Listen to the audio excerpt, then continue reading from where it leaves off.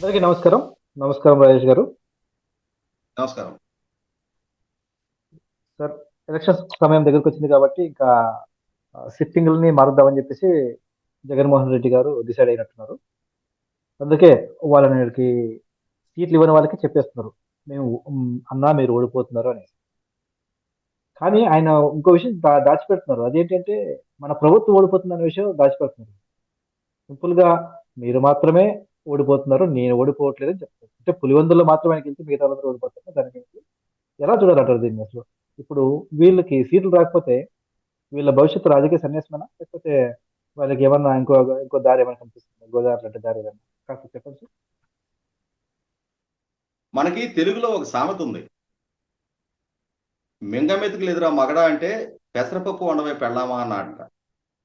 ఇవాళ జగన్మోహన్ రెడ్డి గారు ఎమ్మెల్యేలుగా ఓడిపోతారు అని చెప్పి నిర్ణయించిన అభ్యర్థుల్ని మీరు ఎంపీలుగా పోటీ చేయండి అంటున్నారు. ఈ జిల్లాలో చలామణి కాని అభ్యర్థుల్ని వేరే జిల్లాల్లో పోటీ చేయమంటున్నారు. ఈ నియోజకవర్గంలో చెల్లుబాటు కాని అభ్యర్థుల్ని వేరే నియోజకవర్గంలో పోటీ చేయమంటున్నారు. అంటే గెలవరు అని చెప్పని ఆయనే ధృవీకరిస్తున్నారు. సర్వే ఫలితాలు మీకు వ్యతిరేకంగా ఉన్నాయని చెప్తున్నారు. మీరు ఎమ్మెల్యేగా మీ పనితీరు బాలేదని చెప్తున్నారు. కానీ మళ్ళీ వాళ్ళని ఎంపీలుగా పోటీ చేయమంటున్నారు. ఎంపీలుగా చాలా అద్భుతమైన పనితీరు కనపరిచి రాష్ట్రానికి కేంద్ర ప్రభుత్వంతో పెండింగ్ ఉన్న అన్ని ఇష్యూస్ ని సాధించేశారు కాబట్టి ఎంపీలుగా ఉన్న వాళ్ళని ఎమ్మెల్యేలుగా రమ్మంటున్నారు. అంటే ఇక్కడ ఏంటంటే మనకి చాలా సందర్భాల్లో రాజకీయాల్లో వినిపించే మాట ఒకటి ఉంటుంది. కొత్త సీసాలో పాత సారా అని చెప్పని.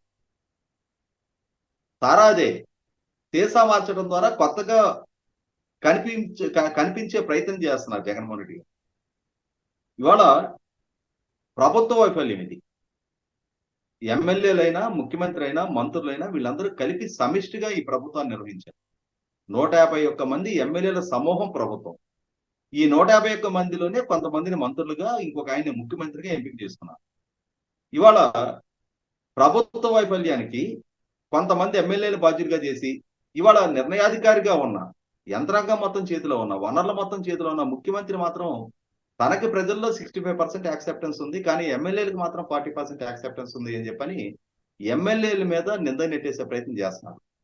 గెలుపుకు తన బాధ్యుడు, తన క్రెడిబిలిటీ, తన పార్టీ, తన పాదయాత్ర, తను చేసిన వాగ్దానాలు, ప్రజల్లో తనకున్న ఇమేజీ, తనకి సోషల్ మీడియా ద్వారా తన యువకర్తలు ఇచ్చిన ఎలివేషను, ఇవన్నీ కలిపి గెలుపుకు దోహదం చేసినట్టు, ఓడిపోతే మాత్రం అది ఎమ్మెల్యేల పనితీరు బాలేనట్టు. ఇవాళ ఎమ్మెల్యేల పనితీరు వరకు బాలేదు అనుకోవటానికి ముఖ్యమంత్రి గారి పనితీరు అంత అద్భుతం, అమోఘం, బ్రహ్మాండం, బజగోవిందంగా ఉందా? ఇవాళ ప్రభుత్వంలో యంత్రాంగం మొత్తం ముఖ్యమంత్రి చేతిలో ఉంది. ఈ వనరులు ఆయన చేతిలో ఉన్నాయి. నిర్ణయాధికారం ఆయన చేతిలో ఉంది.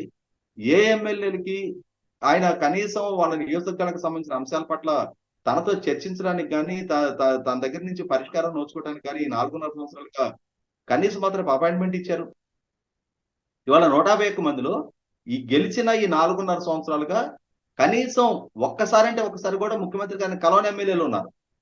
అది ఎంత ఆక్షేపణీయం? తన సొంత పార్టీ శాసనసభ్యులకు కూడా అపాయింట్మెంట్ ఇవ్వని ముఖ్యమంత్రి బహుశా నేను అనుకోవటం జగన్మోహన్ రెడ్డి గారిని తప్పించిన వరకు రాష్ట్రం చూసుండదు. దాదాపుగా ఈ 4 సంవత్సరాల 6 నెలల 22 రోజులు ఈ రోజుకి ముఖ్యమంత్రి గారిని పదవి బాధ్యత చేపట్టి ఇన్ని రోజులుగా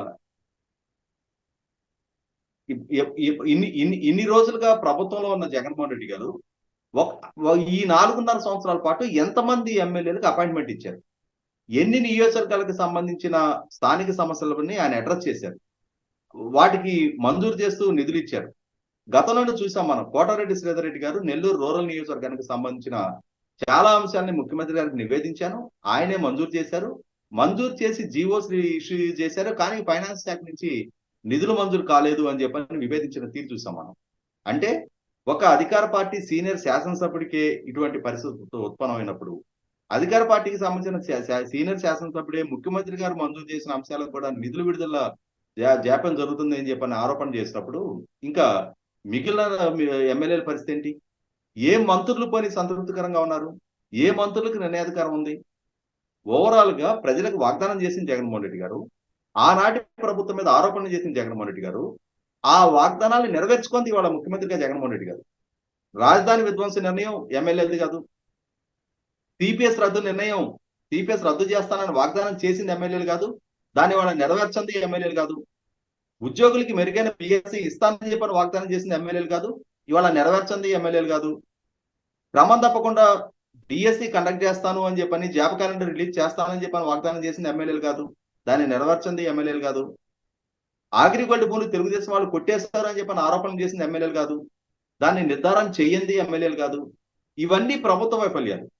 రాష్ట్రానికి రాజధాని లేని ఒక దుర్భర పరిస్థితి సృష్టించి, రాష్ట్రానికి పారిశ్రామిక పెట్టుబడులు లేకుండా చేసి, ఇవాళ వలసలు లేని ఉపాధి సృష్టిస్తానని చెప్పని వాగ్దానం చేసిన జగన్మోహన్ రెడ్డి గారు రాష్ట్రానికి సంబంధించిన ఒక ఐటీఐ చదువుకున్న కుర్రాడు కూడా రాష్ట్రంలో ఉపాధి పొందలేని పరిస్థితి సృష్టికి కారకుడు జగన్మోహన్ రెడ్డి గారు. 8 సార్లు కరెంటు బిల్లు పెంచింది జగన్మోహన్ రెడ్డి గారు. దేశంలోకల్లా అత్యధిక ధరలకు పెట్రోల్ డీజిల్ ధరలు పెట్రోల్ డీజిల్ అమ్ముతుంది జగన్మోహన్ రెడ్డి గారు. 3 సార్లు ఆర్టీసీ ఛార్జీలు పెంచింది జగన్మోహన్ రెడ్డి గారు. ఇవాళ ఇంటి పన్ను సంవత్సరానికి 15% చొప్పున పెంచుతుంది జగన్మోహన్ రెడ్డి గారు. రేషన్ సరుకుల ధరలు పెంచింది జగన్మోహన్ రెడ్డి గారు. అగ్రికల్చర్ మెకనైజేషన్ నిర్వీర్యం చేసింది జగన్మోహన్ రెడ్డి గారు. ప్రజల్లో ఇవాళ ప్రభుత్వ పాలన పట్ల వ్యతిరేకత పెరగటానికి పాలకుడిగా జగన్మోహన్ రెడ్డి గారు బాధ్యులు తప్ప ఎమ్మెల్యేలు ఏ స్థాయిలోనూ వాళ్ళు బాధ్యులు కాదు. ఇక్కడ ఎమ్మెల్యేల్లో ఉన్న లోపం ఏంటి అంటే, తమ నియోజకవర్గాలకు అన్యాయం జరుగుతున్నా, తమ ప్రాంతాలకు అన్యాయం జరుగుతున్నా, తాము రేపు ప్రజల్లో మళ్ళీ తిరిగి ఎన్నిక కావాల్సిన ప్రజాప్రతినిధులు అనేది గుర్తెరగకుండా జగన్మోహన్ రెడ్డి గారు చేసే ప్రతి తప్పుని వీళ్ళు కూడా సమర్థిస్తా వచ్చారు. ఆయన్ని ఒకరి నుంచి ఒకరు పోటీలు పడి స్తుతిస్తా వచ్చారు. ఇవాళ అంతిమంగా ప్రజలలో వీళ్ళు పలచనయ్యారు, వాళ్ళ నాయకుడు కూడా వాళ్ళనే పలచన చేస్తా ఉన్నారు. అంటే ఓటమికి, తన వైఫల్యాలకి తన బాధ్యత తీసుకోకుండా ఎమ్మెల్యేని బలిపశువులుగా మార్చే ప్రయత్నం చేస్తున్నారు. ఇది 100% ఎన్నికలకు ముందు వైసీపీ పార్టీలో ఒక సంక్షోభానికి కారకం అవుతుంది. ఆ సంక్షోభానికి జగన్మోహన్ రెడ్డి గారు స్వయంకృతాపరాధమే కారణం. ధన్యవాదాలు రాజేష్ గారు. చూద్దాం వీళ్ళ భవిష్యత్తు ఎలా ఉండబోతుందో. ధన్యవాదాలు సార్.